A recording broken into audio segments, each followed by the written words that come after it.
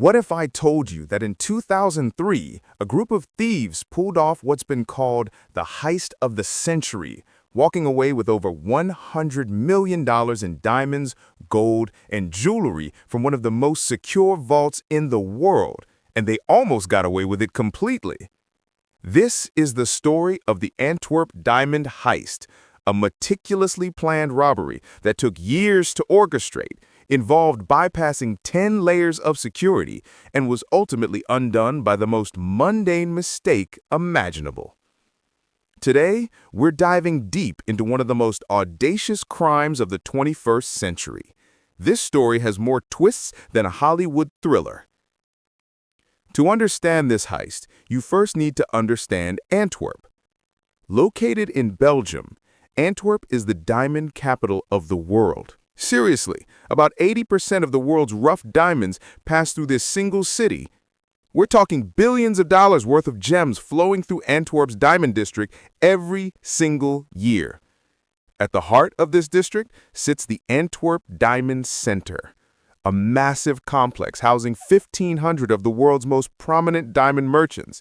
And beneath this building, 2 floors underground, sat one of the most secure vaults ever constructed. The vault was protected by 10 layers of security. 10! Let me break down just how insane this was. A magnetic alarm system that could detect body heat. Seismic sensors that could feel vibrations through the floor. Doppler radar that detected movement. A light detector that sensed even the slightest change in illumination. Foot pressure sensors in the floor. Multiple locked gates with combination locks, and a vault door weighing several tons with a lock that had over 100 million possible combinations. The security company that designed this system claimed it was impenetrable. The vault required a key, and even if you had the key, you still needed to enter the correct code. Plus, the vault could only be opened when the building was occupied by staff. This wasn't just Fort Knox, this was Fort Knox on steroids. Enter Leonardo Notarbartolo. On the surface, Leonardo seemed like just another diamond merchant. Italian, charming, well-dressed, and respected in the tight-knit diamond community. He had rented an office in the Antwerp Diamond Center in the late 1990s, slowly building relationships and trust with other merchants. But Leonardo was far from legitimate. He was actually the head of a crew of professional thieves known as the School of Turin, a group of Italian criminals who specialized in high-stakes robberies across Europe.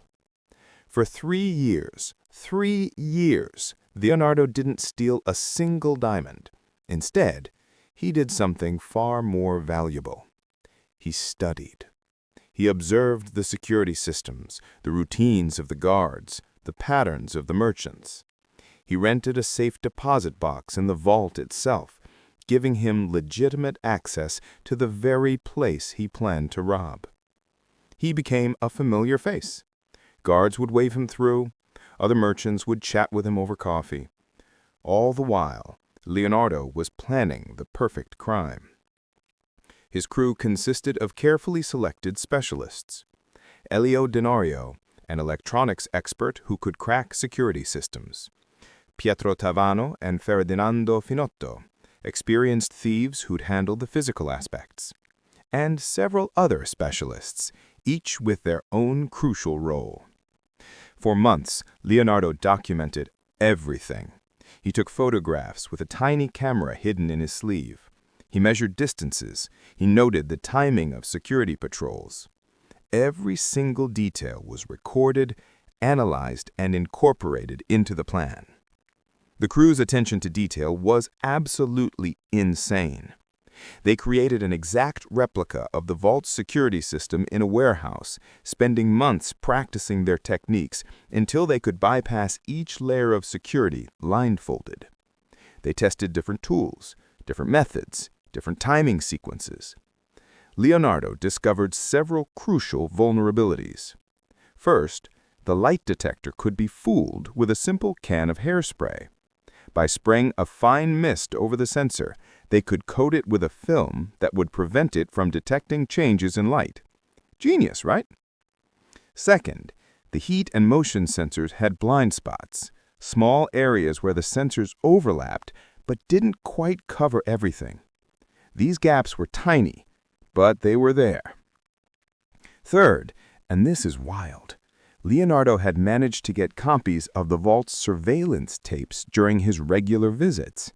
This allowed the crew to study the exact layout and plan their movements down to the second.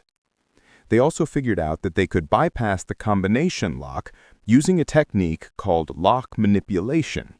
Essentially, by using sensitive listening equipment to hear the internal mechanisms of the lock, they could determine the correct combination without ever seeing it written down.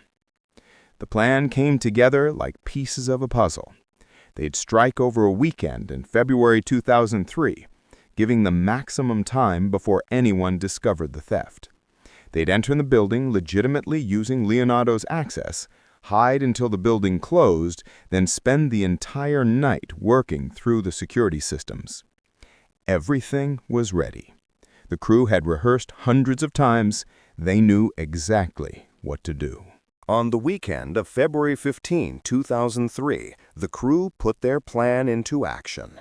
Leonardo and his team entered the Antwerp Diamond Center during normal business hours, carrying their tools in bags that looked like ordinary briefcases and gym bags.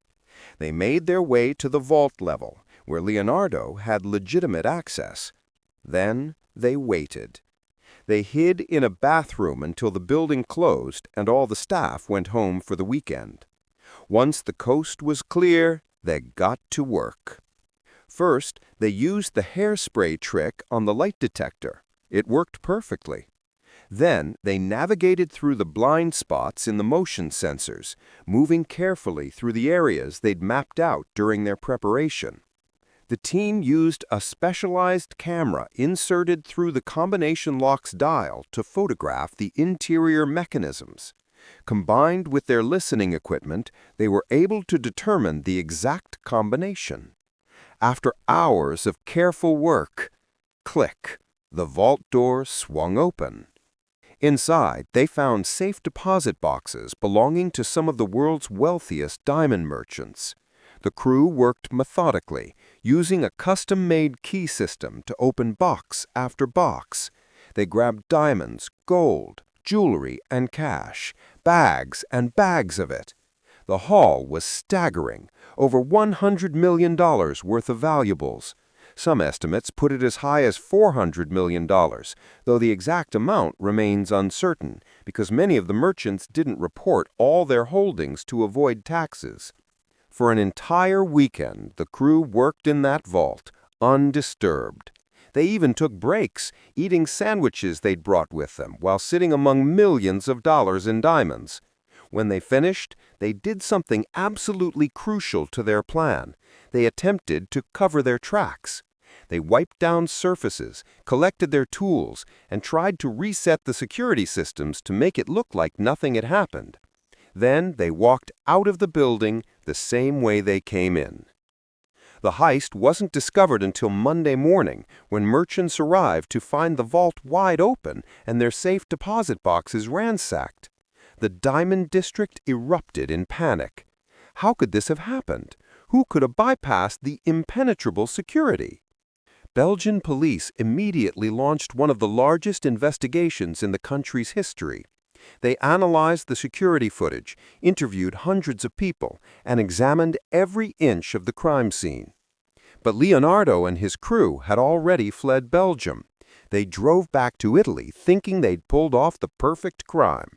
And they might have, if not for one catastrophic mistake. As the crew drove through the Belgian countryside, they needed to dispose of evidence. They found what seemed like the perfect spot, a remote area of woods near the town of Floréville, about 40 kilometers from the French border. They dumped bags of evidence into the underbrush, videotapes from the vault security system, documents, tools, and other incriminating materials. But here's where it gets crazy. They also dumped some food wrappers and personal items. And on one of those wrappers was a receipt. Just a simple receipt from a sandwich shop near the Antwerp Diamond Center. with DNA evidence on it. A local landowner discovered the dumped materials a few days later and immediately called the police. The Belgian authorities couldn't believe their luck. The thieves had left behind a treasure trove of evidence, including videotapes that showed Leonardo's face, DNA evidence from saliva on envelopes and food wrappers, receipts that trace back to Leonardo, tools with fingerprints, documents that revealed details of the planning. It was an investigator's dream come true. Within weeks, they'd identified Leonardo Notarbartolo as the prime suspect. Within months, the entire crew was arrested in Italy. But here's the twist. While the police recovered some of the evidence and arrested the crew, they never found the diamonds. To this day, the vast majority of that $100 million haul has never been recovered. Leonardo was convicted and sentenced to 10 years in prison.